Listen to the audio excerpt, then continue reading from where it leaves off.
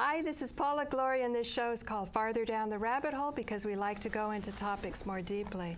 And today we're going to go into one of my favorite topics much more deeply because I'm joined on set by Alan Steinfeld of New Realities. Thanks, Alan, for joining. Hi.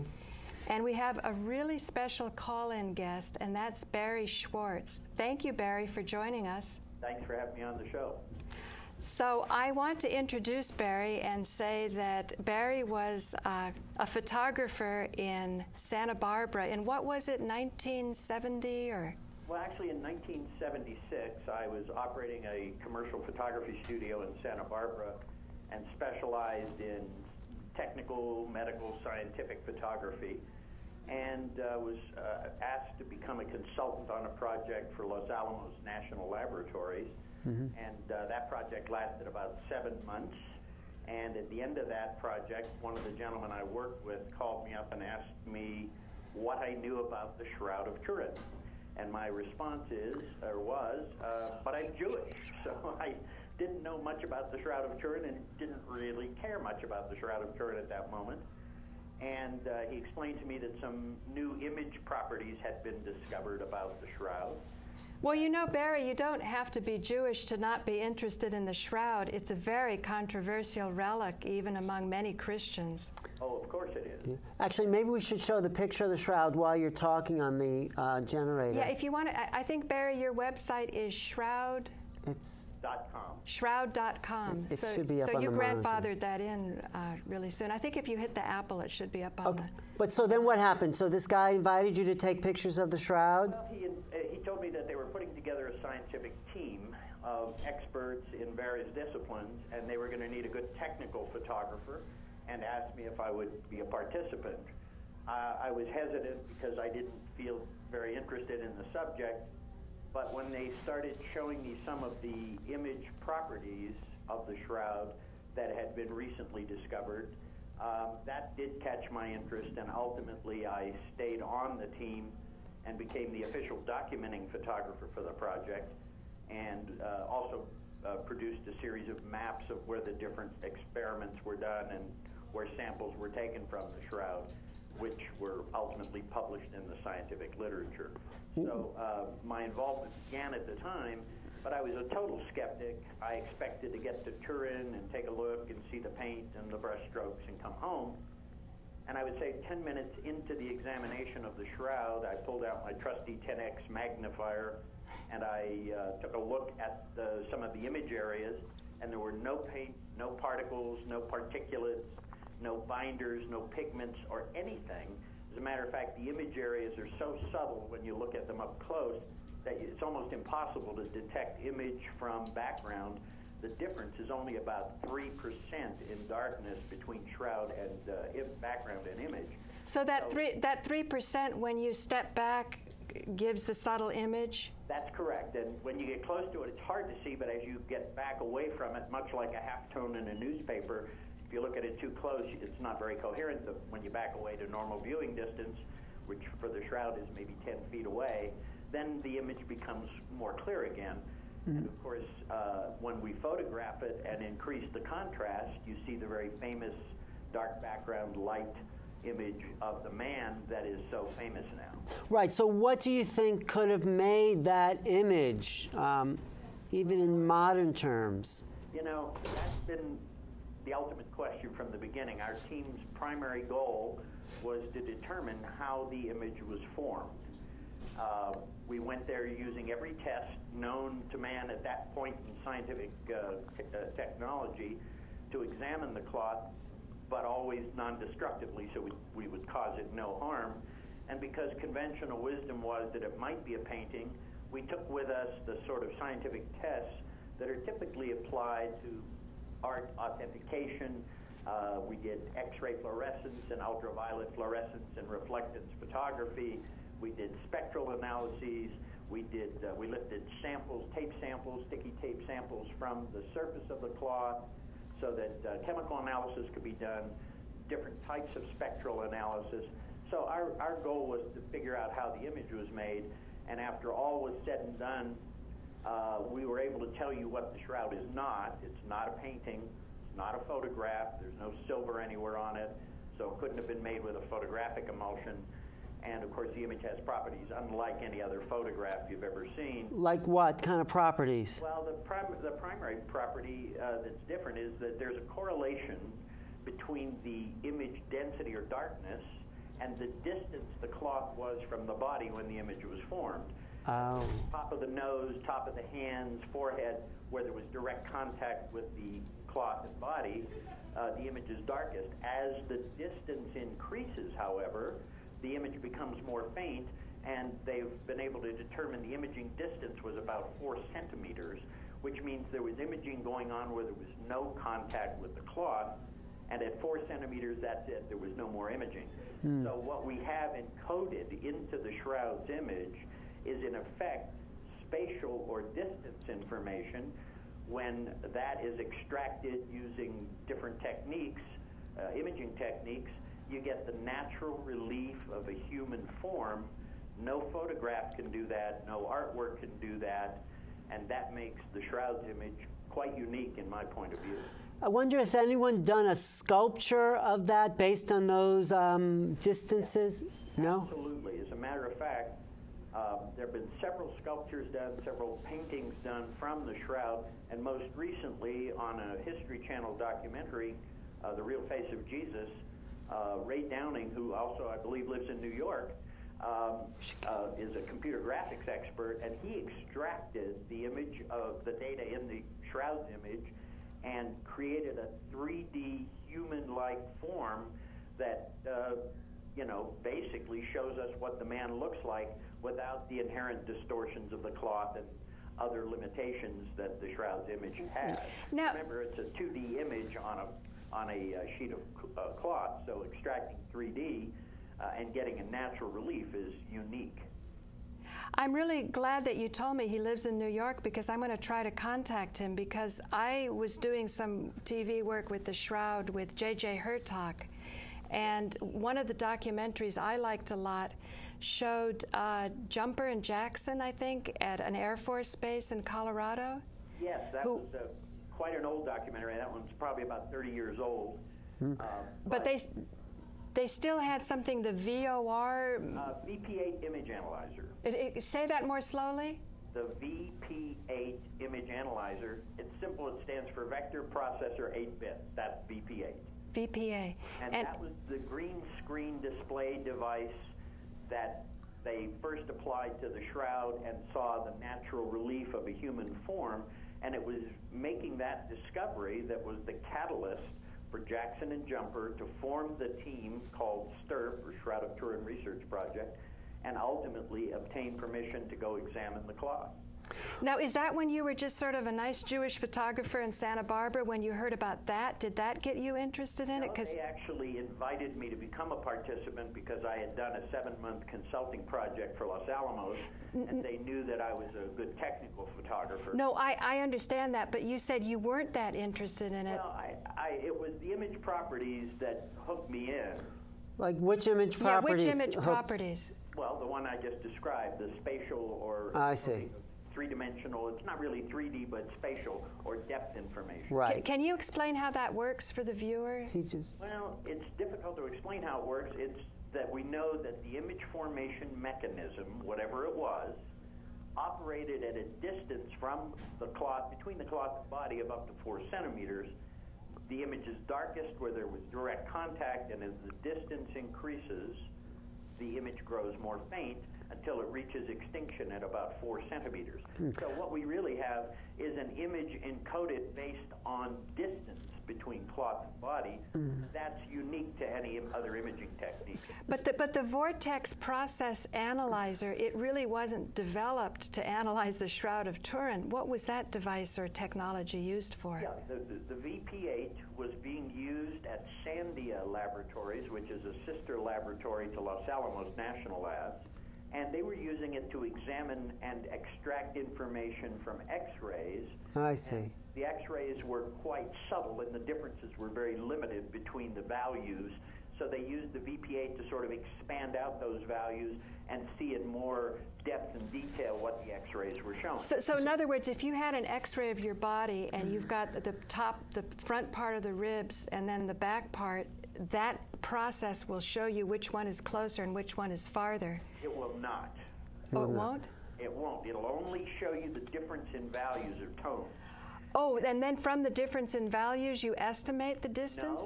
No. The Shroud's image yields a three-dimensional result. X-rays, photographs, artworks do not. Oh, really? I see. So that was so unique about the Shroud particularly. So the other thing, so in a sense, it is like a photograph in a sense, because it's an image that somehow light interacted with something to create the image, right? We don't believe it was light. I don't Oh. think it was light. What do you think it was? But here's the difference. I mean, look, Yeah.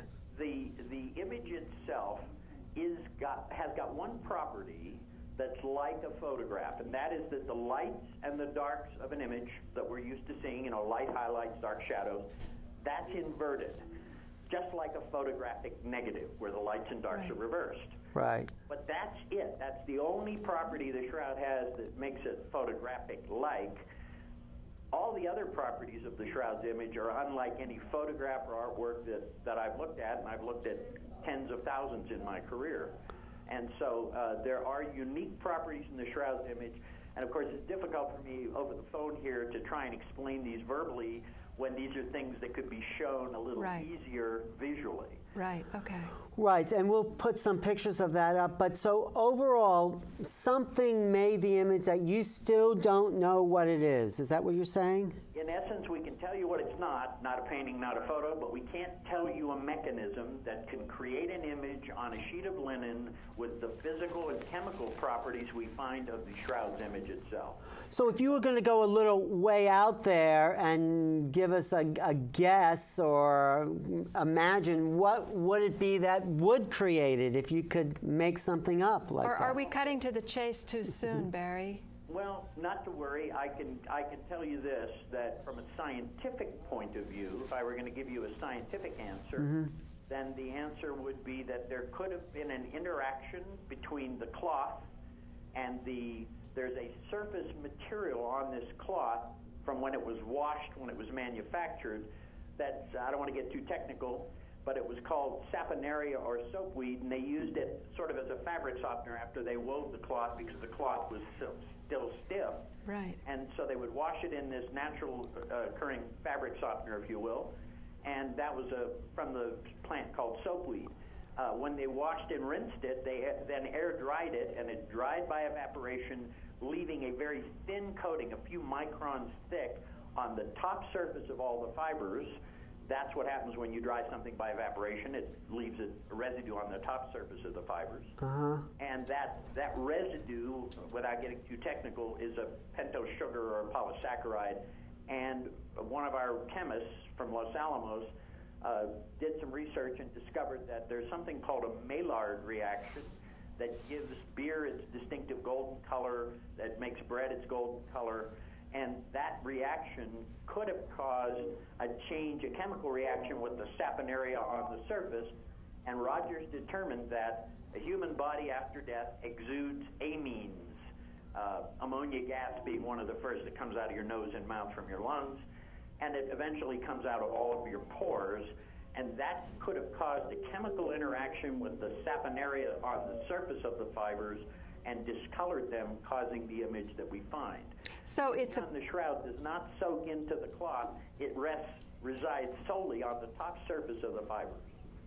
But any body that was covered and has died and is, I guess that's a process of decomposition, the amines and that ammonia. Early stages of decomposition, yes. Excuse me? The early stages of decomposition. So anyone would have that same effect on a Shroud then, or you know? The problem with that, people always say, well, why don't we have other Shrouds? Well, other Shrouds go around the body, they get put in a grave, the body decays, the cloth decays along with it, and we don't have intact Shrouds that aren't soaked by the liquefaction process of decay. The Shroud of Turin was separated from the body at rest at some point early in the process before any liquid decay began of that body.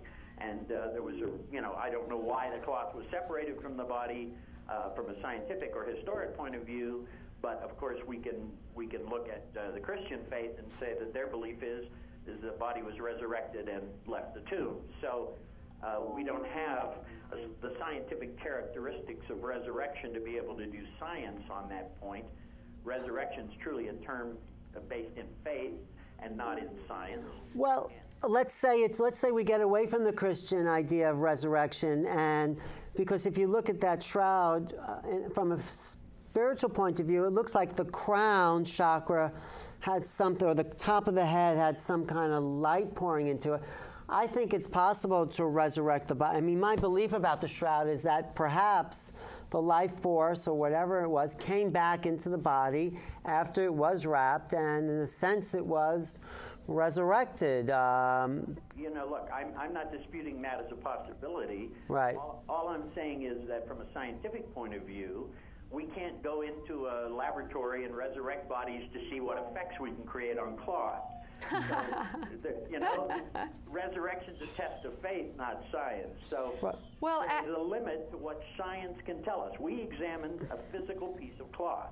We did chemistry and physics and every other type of test possible, and we're able to determine certain characteristics of the cloth and its image, but we still don't know a mechanism that can create an image with that physical characteristics that we find on the shroud, and create the physics and chemistry that we find there. Well, I'm not into faith. I'm into just considering possibilities. Is it possible that whatever made that image came from the body outward as a emanation of energy, let's say? Well, some people believe that, but the testing that was done on the shroud, particularly on the image fibers, we were looking for things like radiation effects on linen, which are clearly and well documented in the scientific literature, and we know that radiation will impact or have an impact on linen fibers like they will on anything else, and the only radiation impact found on shroud fibers is the standard sort of gamma ray radiation that we're all receiving even as we speak, and in other words, a very natural background radiation, but no impact from any other types of radiation sources.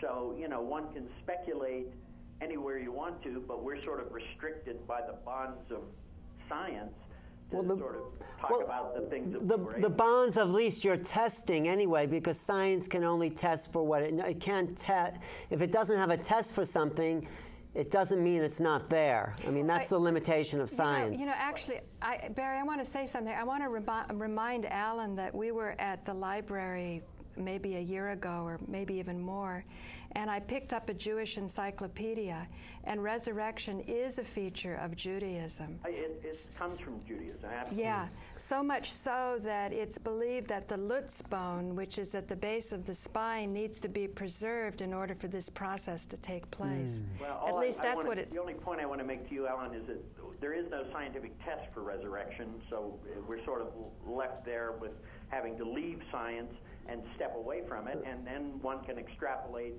any of the theories from either Jewish or Christian faith. Or Hindu, because it seems like on the top of the head there does seem to be some light coming in through. Oh, there's a water stain there, Alan. Oh, it's a water stain. Sorry. Oh, that clears that up. Thank you. You're talking about the kind of the U-shaped thing above the head. Yeah. Can we have a picture of the shroud? Or that's a water stain. I'm sorry. That one on the top. Oh, that's a water stain? Oh, you just ruined it for me. And there's the problem. We're looking at a black and white photograph of an image that has been contrast enhanced. So, that, and it's only in black and white, which means you're not seeing what's actually on the shroud, but a representation that's been somewhat manipulated just to produce the image. So you have to be careful in extrapolating what you think you see and what is actually there. And then you also say, Barrie, that when you're up close, it's so subtle that you hardly see anything either. That's true. So when it's on public display, they keep people around 20 feet away from it, not just for security reasons, but so that it's easier for them to see the image. Oh, I see. I didn't realize. So the actual image is a lot fainter than these reproductions. When people go and see the Shroud in Turin while it's on display, the biggest surprise they're going to have is just how subtle the image is. Oh, I see. The other big thing was the carbon dating. In some documentary I saw, they said they carbon dated and it was a lot more recent, but then they realized they were carbon dating the fungus that was growing or the mold that was growing. No, the fungus, that business just came out in the last few days, and I'm not in agreement with that because the laboratories use some very powerful solvents to clean the materials, and it would have taken away any fungus. However, the real issue is the little piece that they took from one corner and divided between the laboratories. That little piece came from an area that we believe has either been repaired or rewoven because we found dye, we found a gum arabic base to apply the dye. It looks like it was rewoven and then retouched to match the color of the rest of the shroud. Oh. And so the carbon dating wasn't wrong, only where they took the single sample from became the issue, and there are hopes that at some point in the future a new radiocarbon dating of the shroud will be done that will take samples from different areas of the cloth, and you don't need very much anymore, so you won't have to destroy the cloth to test it, and perhaps a more valid radiocarbon date can be achieved at some point in the future. Well, do you believe the shroud is 2,000 years old? I do. And do you believe it could be someone like a Jesus? I do. Why? Because in the documented history of the Roman crucifixion process, they crucified a lot of people, thousands of them. They scourged thousands of them, and there are 120 scourge marks on the man of the shroud. They speared many of them in the side, I'm sure. But there's only one man in documented history that we know of. Oh, you can't say it's documented history. There you become a little Christian. Fair enough. Okay, then there's only one man in any recorded information, how's that? Okay. That had a crown of thorns applied to his head because he proclaimed himself the king of the Jews. So they put this crown of thorns on his head and it went all over to humiliate him. Okay, here's your crown if you're the king.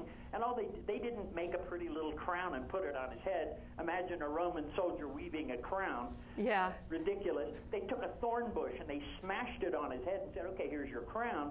And there are blood stains all over this man's head, not just around in a circlet around his head, but all over the top and back of his head as well, indicating that his head was severely wounded by what appears to be thorns or something like thorns.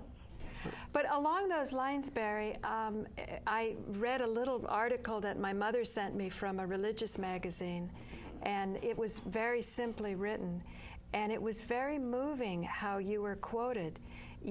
What I left with was that you had this photography gig, you went to Italy, you did it, and then as the years went on, it was sort of, I don't know if the word is haunting, but well, yeah, let me tell you about that. Yeah. First of all, I already explained that I was totally skeptical, but after 10 or 15 minutes in the room with the shroud, I knew it wasn't a painting. I don't know anybody who's seen it up close and personal who says it's a painting. It's nothing like any painting anybody's ever seen. But after we finished our work, which was over a period of 3 years, and our work was published in 24 different scientific articles in peer-reviewed scientific journals, we were finished.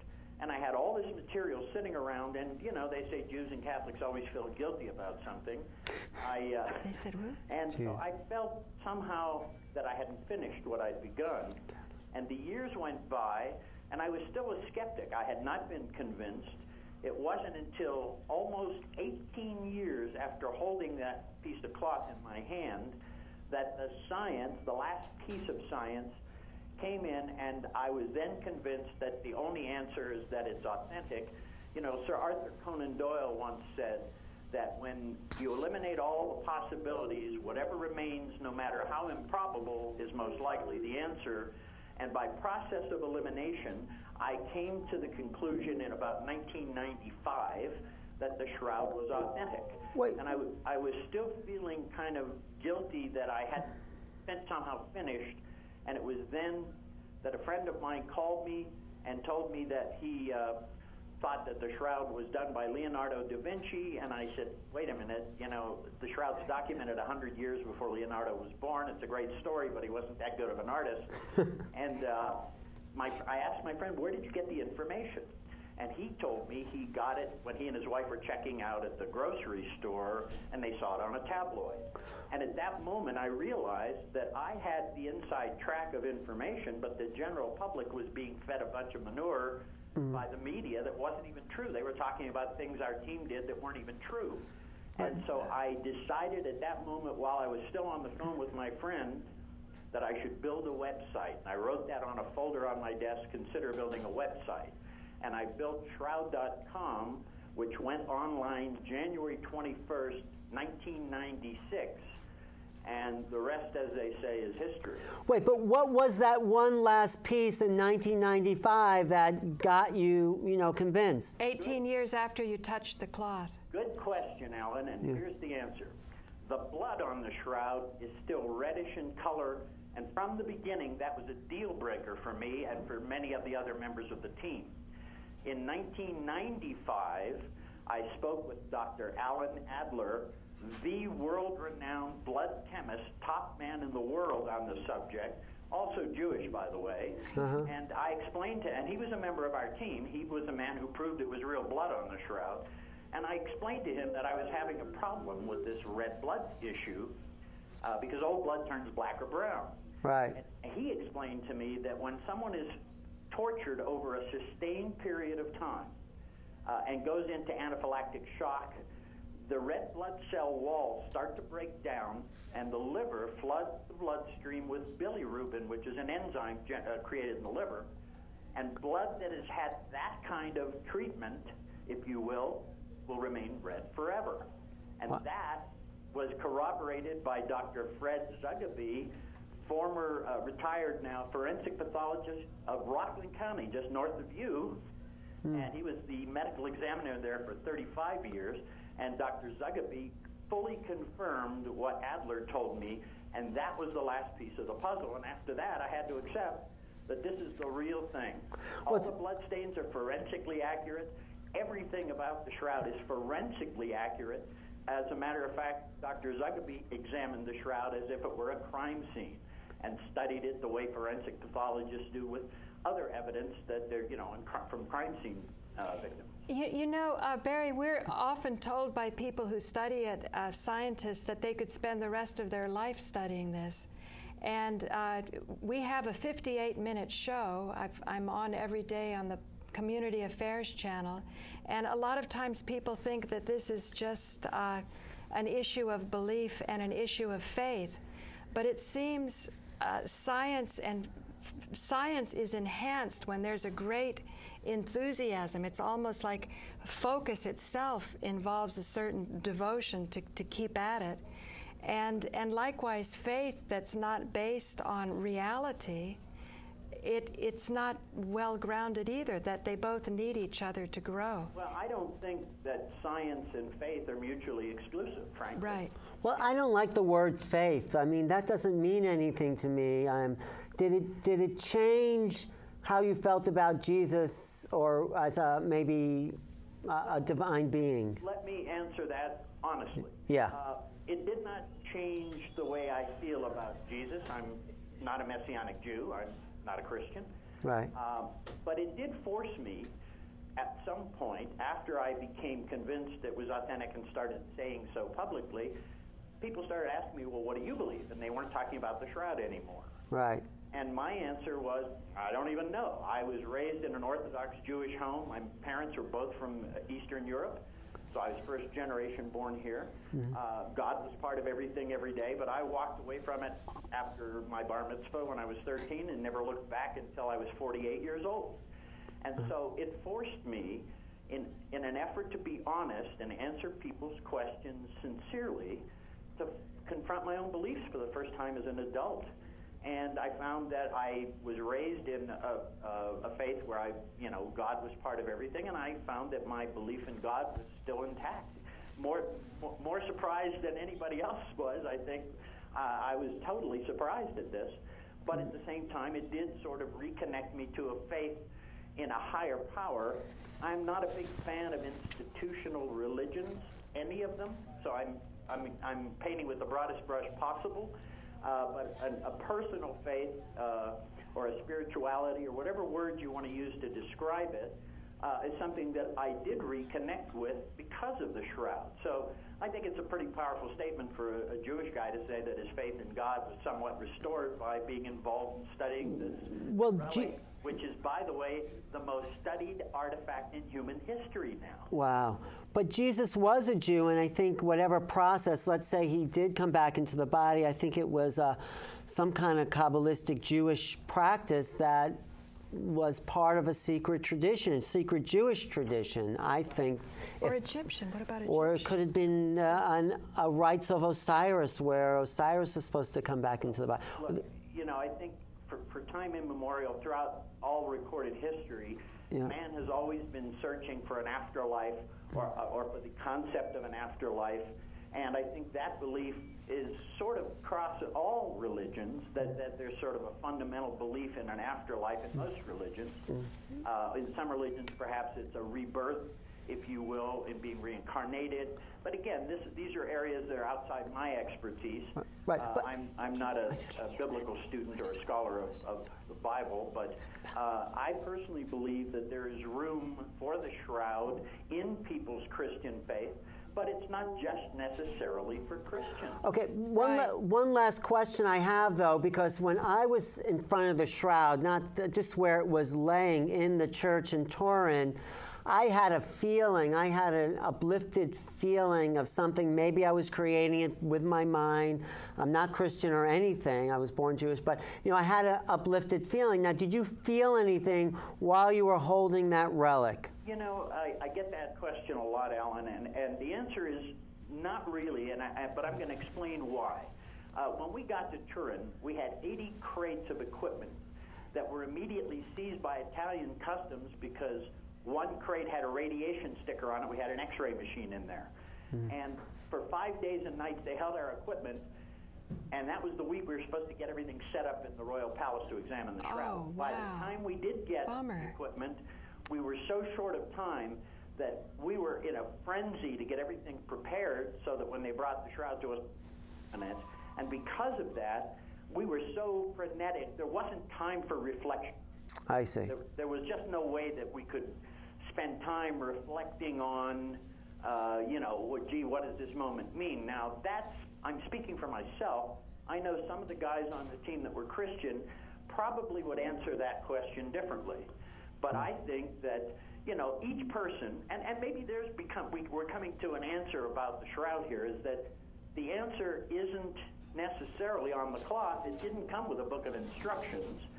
The answer maybe is in the eye and the heart of the beholder, and so each person has to find what it means for himself. Well, along those lines, when you say some of the people in your group that were Christian might have been more moved, sometimes when you have expectations, you don't have that fresh interaction of the consciousness with the power object. Well, like that. I think that's true. I went there mainly expecting to find paint, so I certainly didn't have any deep spiritual involvement at the time. And so perhaps I was sort of immune from any of those feelings because of my own perspective. Yeah. And I understand that, but when you're doing science, maybe that's a good thing. Right. But did you have experiences in subsequent encounters? I mean, are you going to be seeing it this time around? Doesn't it come out every decade? I'm leaving Maine. Well, actually, it's only about 4 times a century. Wow. We're pretty fortunate to be seeing it only 10 years after the last exhibition. Wow, I should go. I will see it again.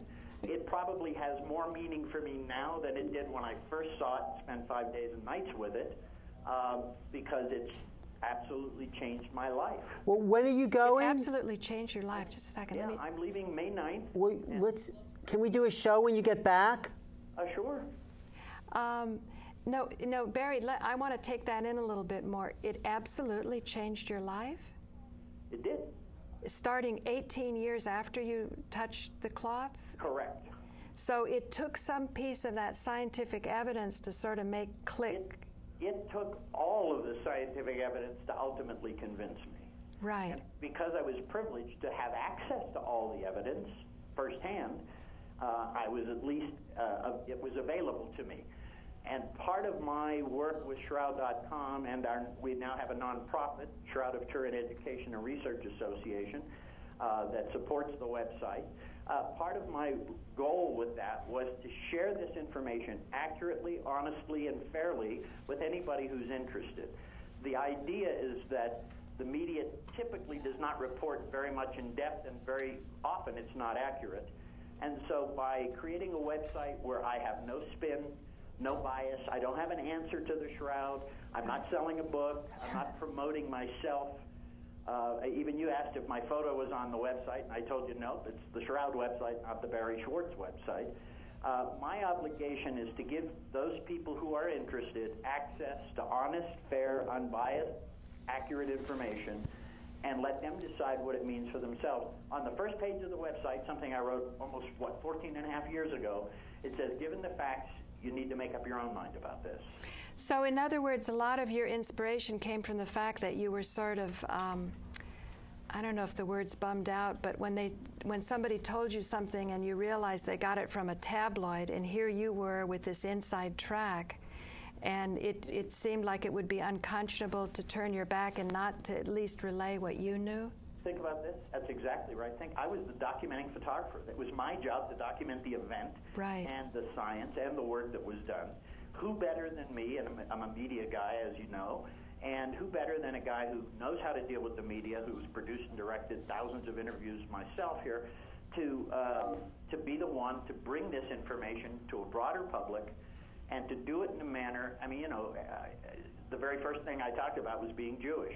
I don't have a horse in this race, and from my point of view, the people out there to whom this object might have spiritual significance should be able to find a place where they can get the honest truth about it without somebody spinning it in one direction or another. Now, along those lines, Barrie, about you say you have, no horse in this race, and then the situation of institutions, because I've really been scratching my head about how to advance really good knowledge to help people, but it's knowledge that's not promoted in the mainstream media, which is an institution that people give their faith and trust to. I mean, if it's on big TV, people just tend to think it's going to be that much more reliable. Well, and that's a shame, because you and I both know that just because it's on television doesn't make it true. I realize that, but I'm saying this is sort of the general, this is kind of human nature. People want to be part of a big bad club, or a club that's most likely to be one that's going to be successful. Now, something like the Shroud, that used to be in possession, if I'm not mistaken, of the Greek Orthodox Church or the Russian Orthodox. About 1,000 years ago, yeah. Yeah, and then it passed into the hands of the Catholic Church. And I remember once... It didn't become the property of the Catholic Church until 1985. Oh, really? It was privately held? That's right. It was privately owned by the Savoy family, the monarchy of Italy. They were living, when our team was granted permission to examine it, it was granted by the king, King Umberto, who was living in exile in Portugal, and he still was the legal owner of it. He granted our team permission to examine it, and the church, which had been its custodians for about 450 years, and took care of it, and displayed it from time to time, they were not the legal owners until King Umberto died in 1983, and in 1985, when his will was probated, it became, for the first time in its documented history, the property of the Catholic Church. I see. Now, the reason, though, that this is interesting, who owns it, is because those are the ones that can let a battery of scientists come in or not. That's now, correct. you already have some objection to the carbon dating when somebody was saying it was the hydrocarbon coating, so you don't go along with that. until I heard your explanation, I was going along with that. So you can see, if you were the owner, you would be kind of hard-pressed to figure out which team of scientists is qualified, you know? You have to understand this, that science has a very specific technique that it works by for it to be valid science. And that's called peer-reviewed scientific journals, or peer review. The evidence that our team brought back and presented in peer-reviewed journals totaled 24 different scientific papers. One test, the radiocarbon dating, even though it was performed by 3 labs, they each had a piece of the same little corner. That's the only test that pointed away from authenticity. All the other evidence points in favor of it. So here's the question for you. If you have 100 pieces of evidence and 99 point in one direction and 1 points in the opposite direction, do you throw away the 99 and take the 1? That's what was done with the radiocarbon dating of the Shroud. Or do you re-examine that one test that is anomalous and different from all the other evidence? What were some of the other tests that pointed towards it? Everything that our team did. Which was? I mean, briefly. 24, UV fluorescence photography, spectral analysis, chemical analysis. Okay. And these are all published in scientific journals. This isn't just me saying it. These are documented in the scientific literature. So when the radiocarbon dating results came out, that too was published in a scientific journal. We now have one journal article saying the Shroud's a fake, and all these others saying it's not, or that there's no evidence of it being a painting or a photograph or an artwork of some sort. Then you get to a point where you say, well, wait a minute, if the bulk of the evidence shows that it's authentic, why did this one test get worldwide global media attention overnight and everybody saying the Shroud's a fake? What's the motive here? In my mind, the motive is questionable, and I cannot accept, and I don't think any good scientist should accept one test overriding dozens and dozens of other tests that point in the opposite direction.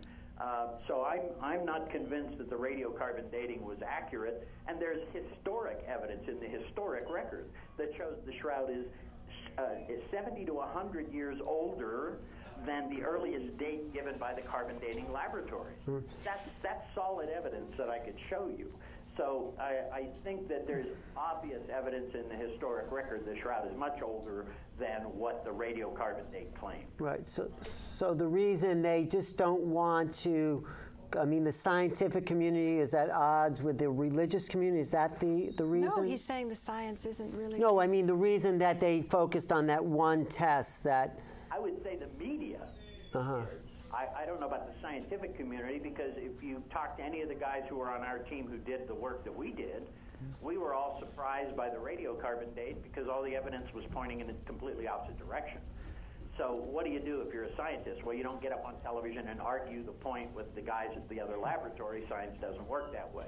But the media reports, where there were 400 or 500 media outlets that reported the Shroud a fake, and in 2005, when the first evidence was published in the scientific literature showing that the corner where the sample was taken was in deep question, barely a ripple in the media, even though that's in the literature that overturns the radiocarbon date. Right. So you see, the evidence against the Shroud always gets the attention, and anything for it sort of gets buried on page 20. Why do you think that is, Barrie? He's just said, because of the... Well, go ahead, Alan. I'd like to hear your answer. No, because the media is into maintaining a sort of consciousness that if it were to say it's true, it would then maybe be associated with some dogmatic Christian thing. So you think it's fear? I think it's fear and the fear of association as opposed to just reporting the truth, which is what the media should do. Well, you know, Alan, I agree with you, and maybe it was that fear of association that I was suffering from in those first 18 years of myself being a non-Christian, sort of helping to validate this Christian relic. And maybe I felt that same fear, but to me, the more overriding and more powerful force is the truth. I was given a privilege to be on that team and spend 5 days and nights in the room with that cloth.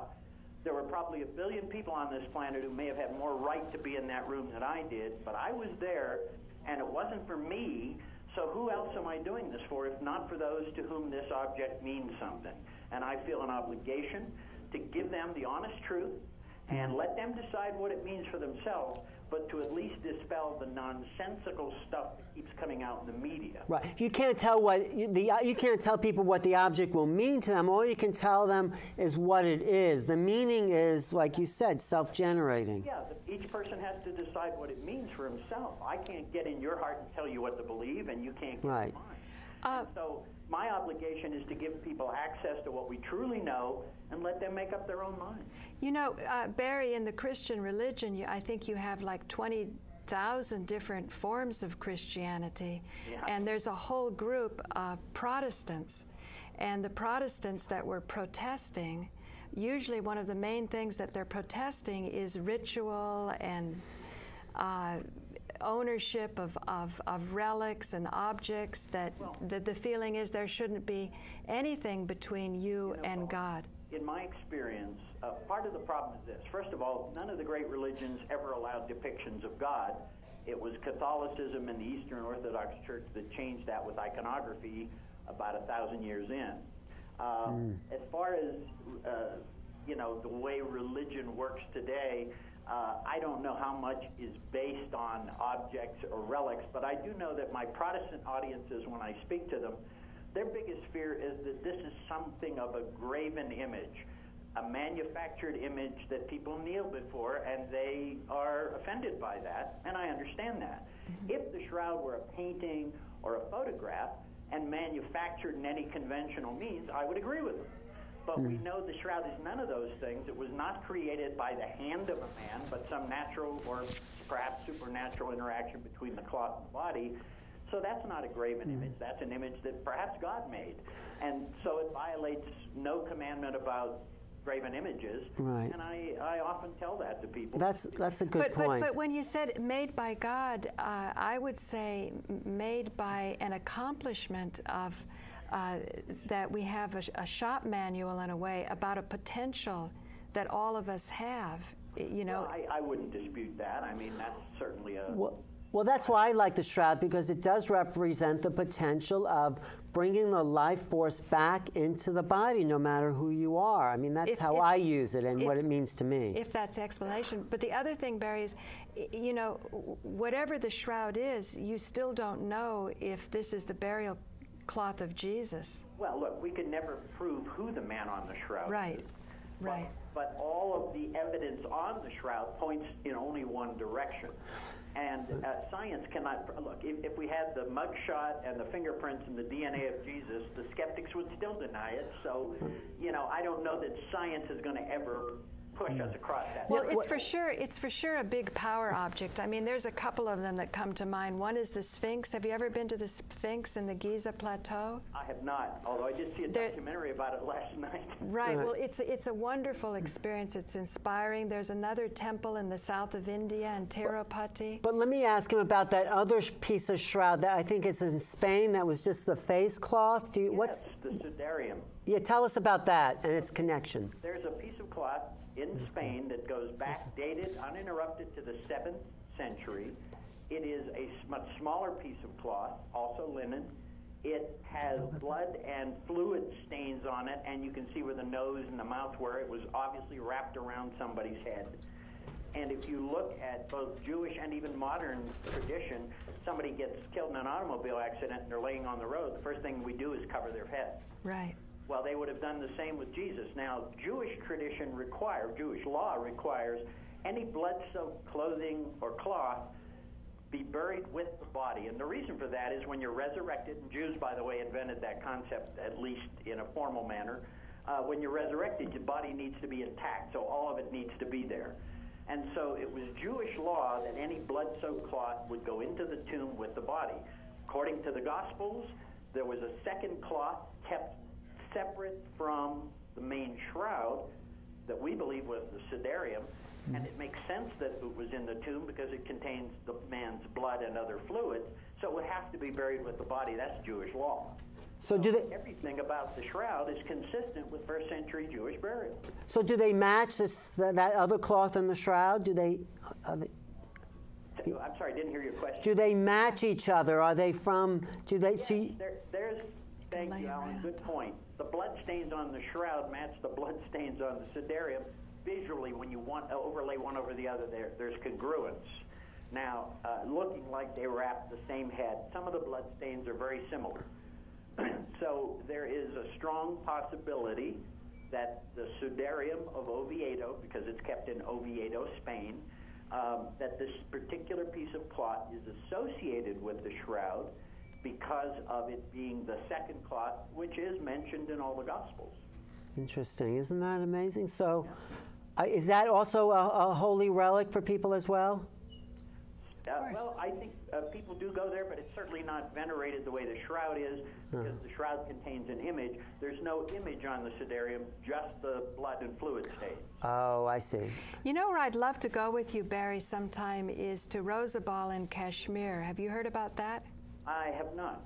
Rosabal is a purported burial place of Jesus. Yes, I have. Yes, I have heard of that. I just didn't know the name. I'm sorry. Right. Some claim that after he resurrected, which is not the same thing as ascension, he went to Kashmir, and that's something that is considered heresy.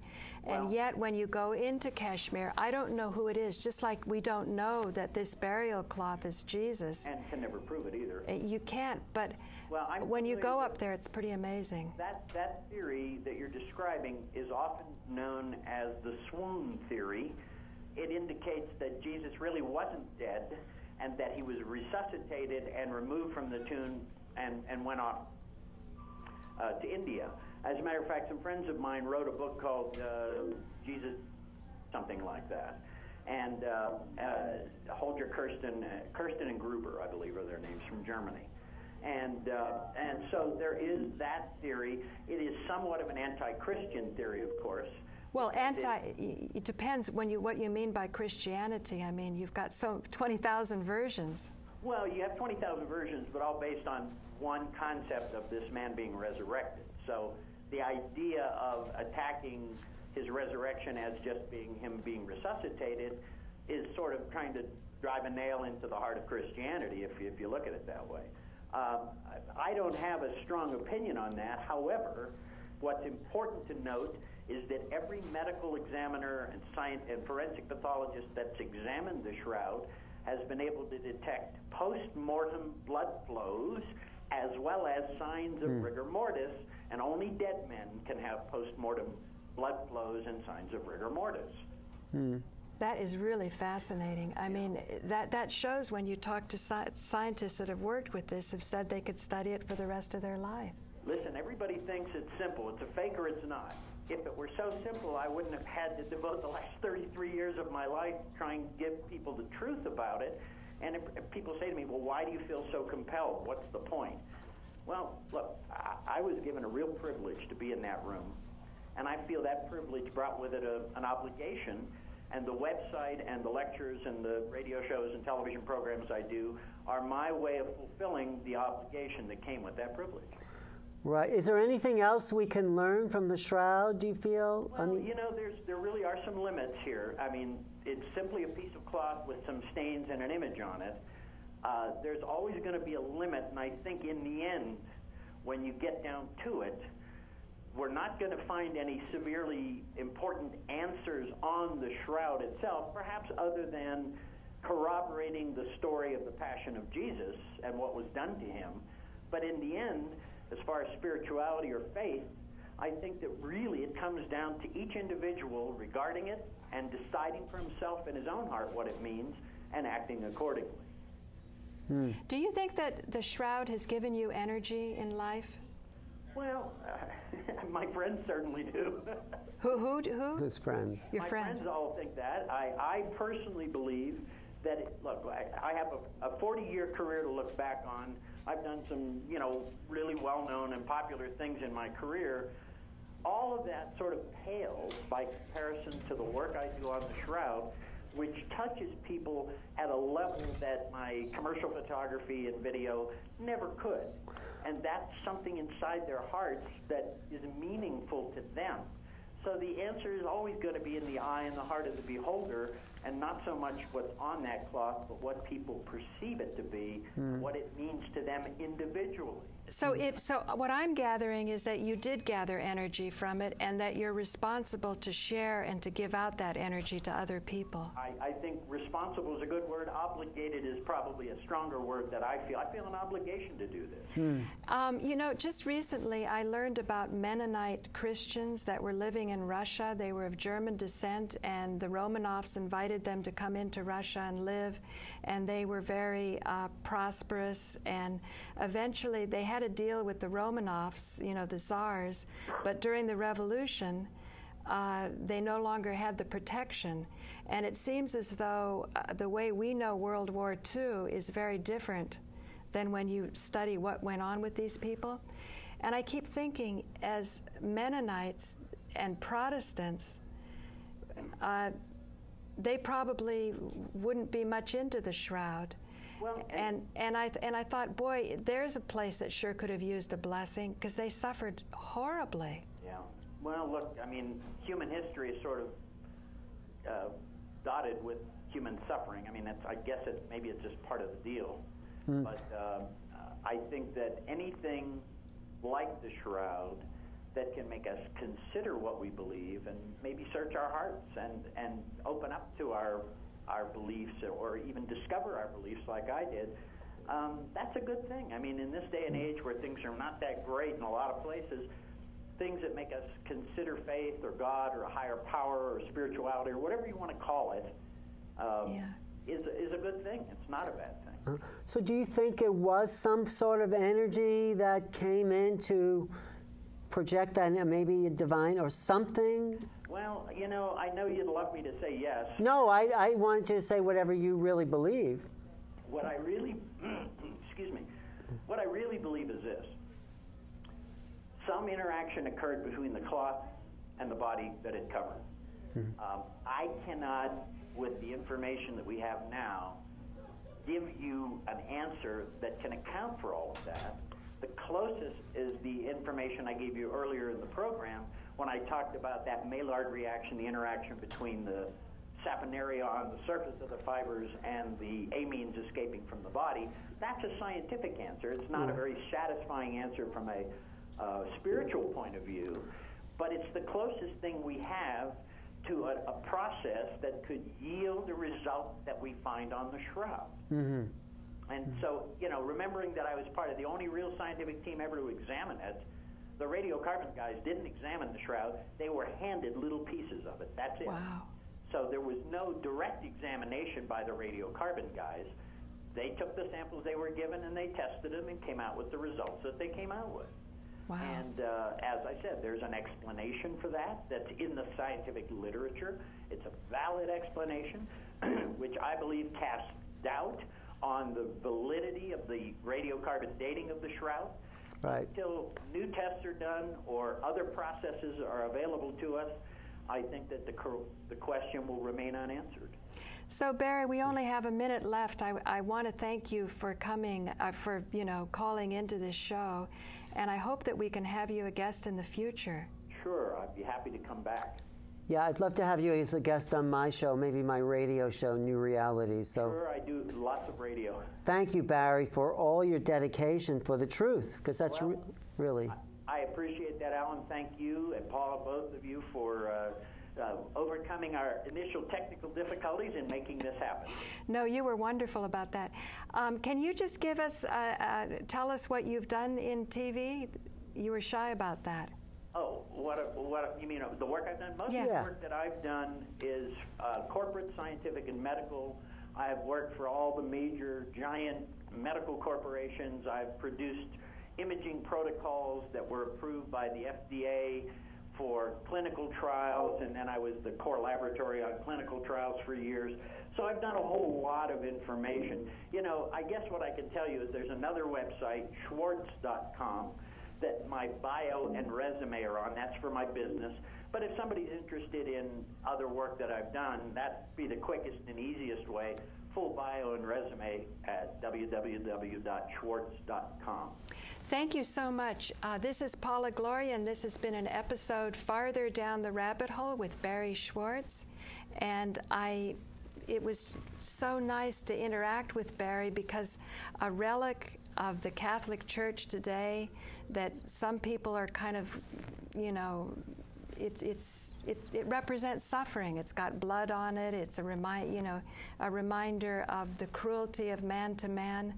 And yet it's also a document of something higher that we can achieve no matter how adverse the situation. Is that fair enough, Barrie? I think that that's a very good way of putting it, and it ties right into what I said, that in the end, the answer is in the eye and the heart of the beholder. Great. Thank you. Thank you, Alan. Thank you. Thanks, Barrie. Thank you. Okay, I guess that's a wrap. Okay, we're out. I wanted you to talk about the significance of relics. Yeah. I know the significance of relics. We could do a whole nother hour on that. Because the Indian relics. Yeah. Well, remember, my expertise is not on relics in general. I know. One particular one. So, you know, I'd be happy to participate in any conversation that's even partially relevant, and I do my best. Right. Well, what I'm going to do is I'm going to post this on the internet, and let's see what kind of feedback we get. Sure. Well, I don't proclaim any expertise outside of my own field, and that way I don't get myself. You're an expert human being, Barrie.